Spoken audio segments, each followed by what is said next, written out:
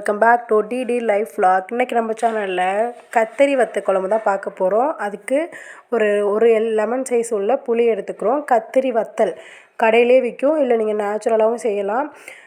சின்ன வெங்காயம் வந்து ஒரு 10 சின்ன வெங்காயம், 2 தக்காளி, பூண்டு. அதனில பூண்டு வந்து முழுசாகவும் போட்டுக்கோங்க, பூண்டை வந்து தட்டியும் நம்ம போட்டுக்கலாம். ஃபஸ்ட்டு வந்து நம்ம செய்யக்கூடிய பாத்திரத்தில் சின்ன வெங்காயத்தை வந்து நல்லா பொன்னிறமாக வதக்கிக்கிறோம். அப்புறம் வந்து பூண்டு ஆட் பண்ணிக்கிறோம். பூண்டு வெங்காயமும் அந்த எண்ணெயில் வந்து நல்லா வதங்கி வரும்.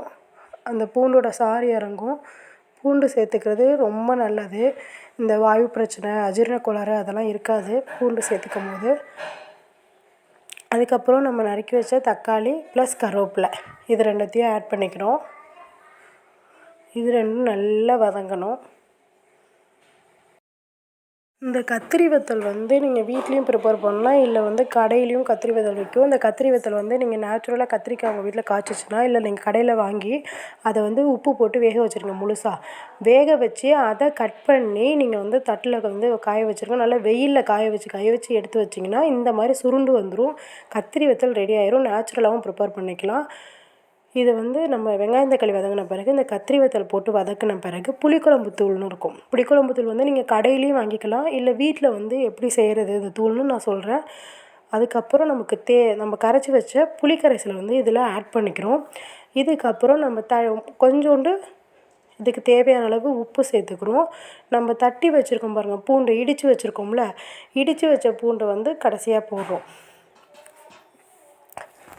இந்த பூண்டு வந்து வாய்க்கோளாறு எல்லாத்துக்குமே நல்லது. பூண்டு சேர்த்துக்கிறது ரொம்ப ரொம்ப நல்லது. அதுமாதிரி பூண்டை வந்து வெறுமனே பூண்டை வந்து நீங்கள் சுட்டு சாப்பிட்டாலும் ரொம்ப நல்லது.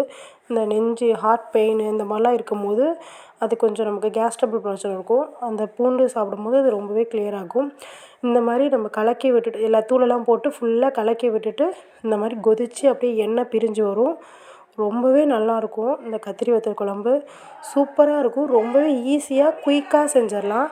எங்கள் பாட்டி அப்போ எப்படி செய்வாங்களோ அந்த பக்கத்தில் அவங்க செஞ்சு காமிச்சிருக்காங்க, சாப்பிட்டும் காமிச்சிருக்காங்க.